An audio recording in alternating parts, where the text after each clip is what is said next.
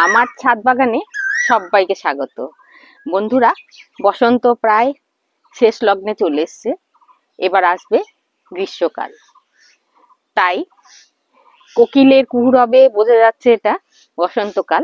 আর চির বসন্ত তো থাকবে না। আস্তে আস্তে মানব জীবন এবং আমাদের এই যে বৃক্ষসমূহ ফল ফুল সবজিতে ভরে আছে, সবই আস্তে আস্তে জীবন থেকে সবার আস্তে আস্তে জীবন থেকে বসন্ত চলে যাবে। এবার আগমন হবে গ্রীষ্মের। আর গ্রীষ্ম পড়তে না পড়তেই এই যে সজীব গাছগুলো রয়েছে, এতে রোগ পোকার আক্রমণ হবে। যত রকম রোগ পোকা, মিলিবাগ থেকে আরম্ভ করে তারপরে থ্রিপস, নানা ধরনের পোকা, শুঁয়োপোকা খুব ক্ষতি করবে আমাদের গাছপালাকে। তাই ঘরোয়া উপায়ে আমি কিভাবে এই গাছপালাকে ভালো রাখবো রোগ পোকার আক্রমণ থেকে, সেই সম্বন্ধে আজ আপনাদের বলবো। আপনারা আমার সঙ্গে থাকুন। প্রথম ঘরোয়া উপায়ে আমার রোগ পোকা নিবারণের যে ওষুধটা দেখাবো, মানে টোটকাটা দেখাবো, সেটা হচ্ছে সব রকম গাছের রোগ পোকার দমনে সাহায্য করবে। নিতে হবে 400 ml মতন স্বচ্ছ জল নিয়ে নিলাম। এর সঙ্গে আমি মেশাবো ইনো। আমাদের খুব গ্যাস অম্বল হলে আমরা ইনো করি, বা কেক তৈরি করতে এখন ওই চিতই পিঠা, যেটা সরা পিঠে বলি আমরা, সেই পিঠে করতে ইনো ব্যবহার করছে, কেক তৈরি করতেও ব্যবহার করে। সেই ইনো ছোট প্যাকেট 1 প্যাকেট নিয়েছি। আচ্ছা,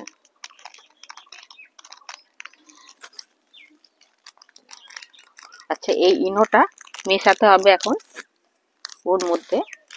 দেখি আমি ঠিক মতো কাটতে পারছি না।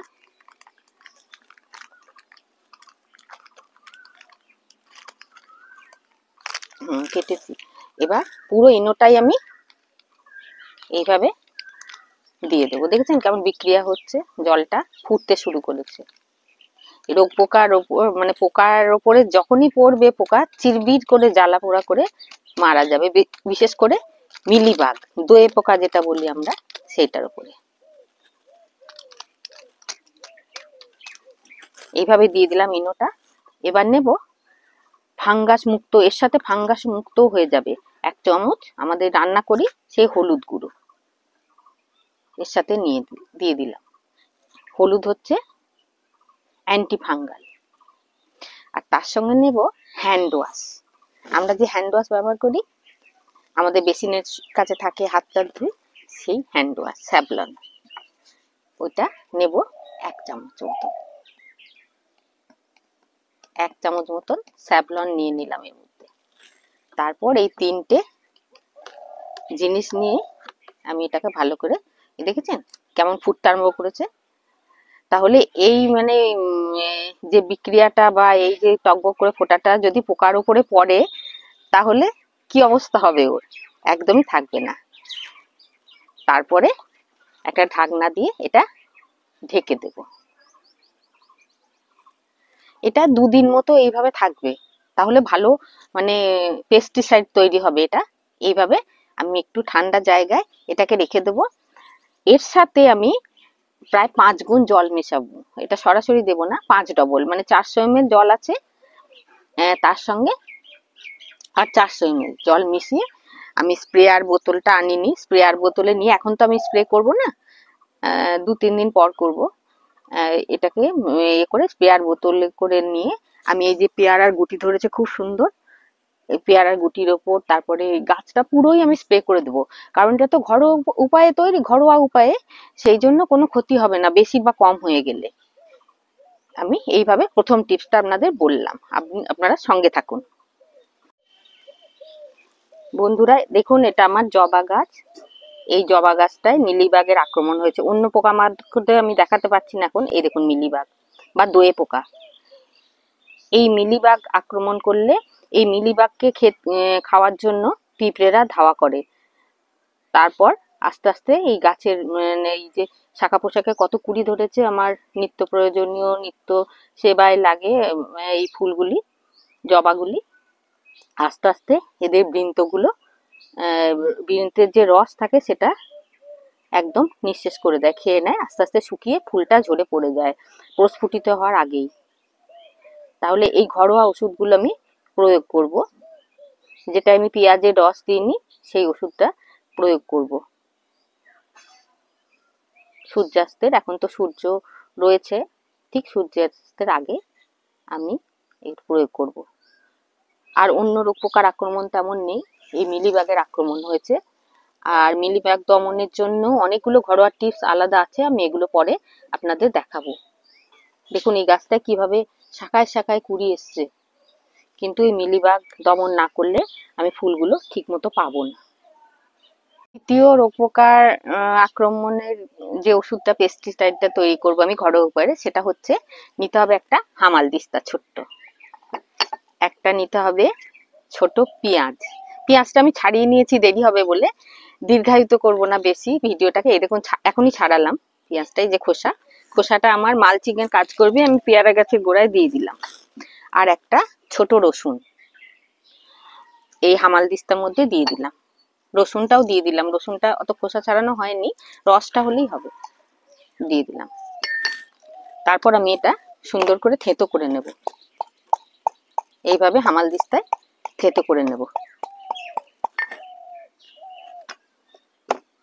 আচ্ছা, পুরো থেঁতোটা আমি এখন দেখাতে পাচ্ছি না। এর সঙ্গে মেশাবো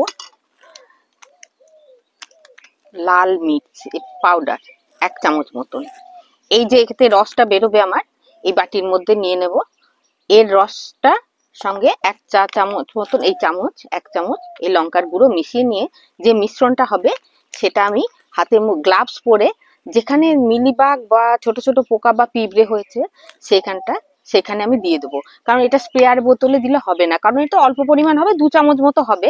একটা পেঁয়াজ রসুন আর এই লঙ্কা গুঁড়োতে কতটা ওষুধ তৈরি হবে, সেই জন্য আমি, বেশি ক্ষতিগ্রস্ত হয়েছে যে লঙ্কা গাছগুলো, সেই এই যে পাশে একটু দেখালে ক্যামেরাটা নিয়ে বোঝা যাবে, বা এই যে জবা গাছগুলো কুড়ি ধরেছে, দেখুন গোড়ায় ঠিক পোকা, পিঁপড়ে ঘুরছে, প্রতিটা পাতায় পাতায় দেখুন পিঁপড়ে ঘুরছে। এই জন্য আমি যে ফুলগুলো পুজো করি সেগুলোই পেঁয়াজ রসুন দেবো না, বিশেষ করে লঙ্কা গাছগুলোর গোড়ায় না, পাতায় পাতায় আমি হাতে গ্লাভস পরবো, তাহলে জ্বালা করবে না, দিয়ে দেবো। এটা হলো আমার দ্বিতীয় টিপস, সঙ্গে থাকুন। এরপর যে টিপসটা দেখাচ্ছি ঘরোয়া উপায়ে, সেটা দেখুন।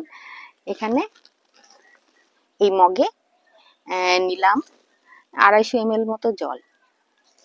এর মধ্যে নেব সার্ফের গুঁড়ো, সাবান গুঁড়ো যেটা বলে, সার্ফ ডিটারজেন্ট পাউডার, আমরা কাপড় কাচি, এই 1 চামচ মতন নিয়ে নিলাম। আর এর সাথে নেব ডেটল, এই ডেটল 1 চামচ মতন।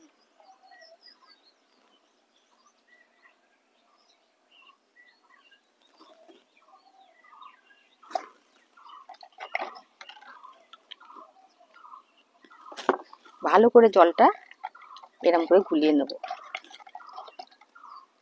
এটা রাখারাখি না, এটা সাথে সাথেই দেয়া যাবে।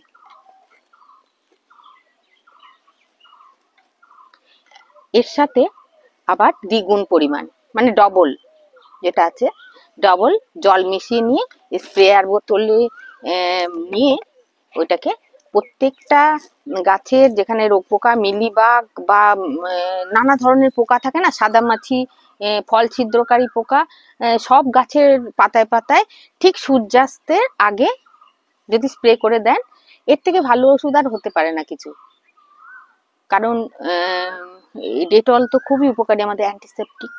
আর সার্ফের মধ্যেও তো আছে নানা রকম, একটা পোকার গায়ে জ্বলন ধরবে এটা গায়ে পড়লেই, বিশেষ করে শুঁয়োপোকা যে গাছগুলো, আমার তো শিউলি গাছ, এবার শিউলি ফুল আসবে এই গ্রীষ্মের পরেই, বর্ষাকাল থেকেই ফুটতে শুরু করে শরতের ফুল শিউলি।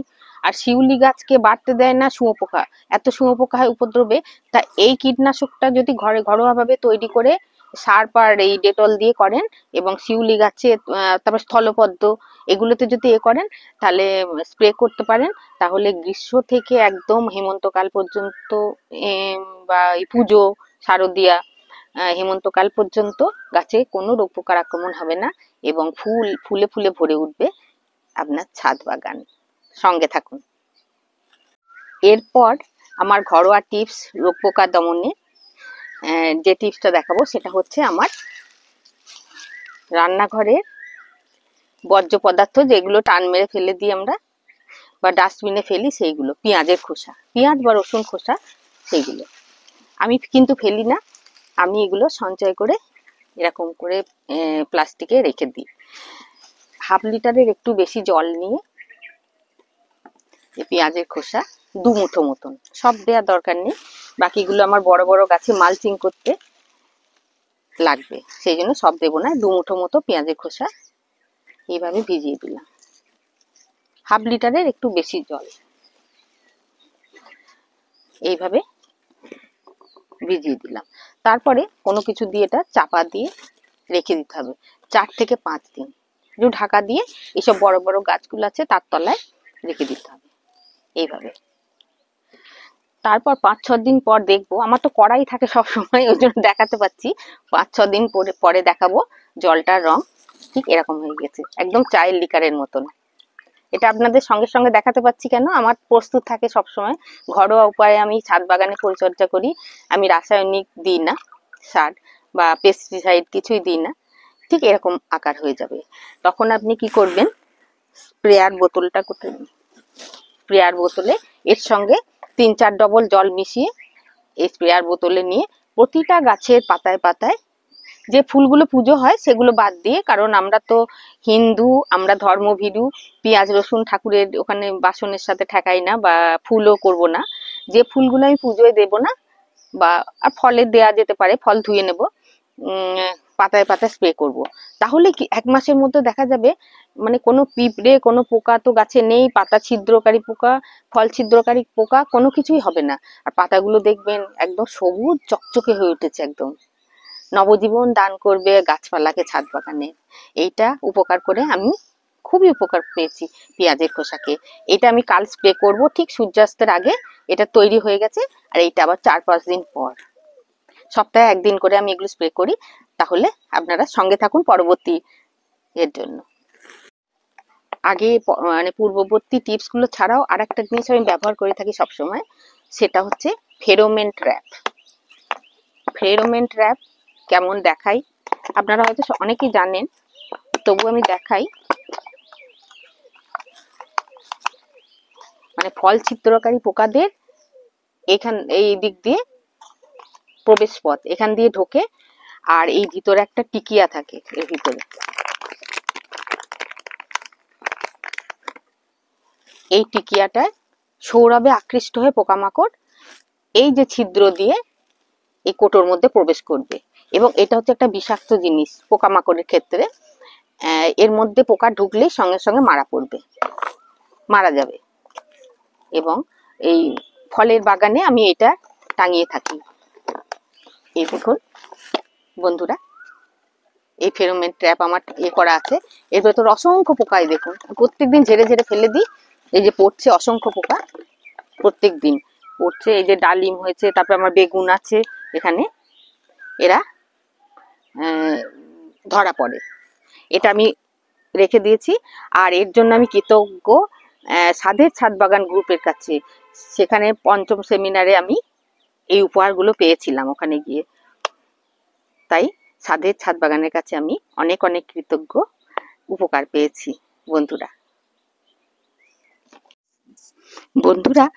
আর এই রোগ পোকা দমনের ওষুধগুলো দিতে হবে ঠিক সূর্য অস্ত যাচ্ছে আর সন্ধ্যার ঠিক আগে গোধূলি লগ্নে প্রয়োগ করতে হবে, তাহলে সন্ধ্যার পর তো পোকামাকড় গাছপালায় লাগে, আর রোদের যখন প্রখর তাপ থাকবে তখন দিলে কোনো কাজ হবে না, অন্তত পাতাগুলো ক্ষতিগ্রস্ত হবে।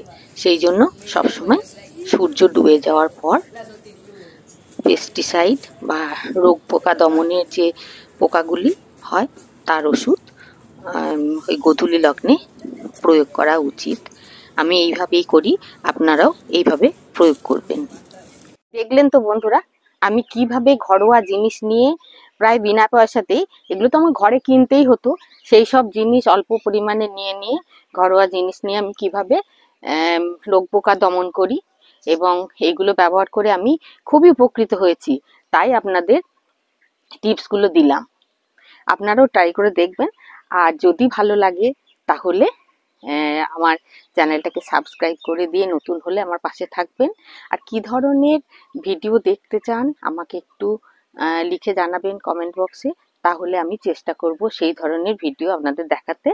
আর এতক্ষণ ভিডিওটি দেখার জন্য অনেক অনেক ধন্যবাদ।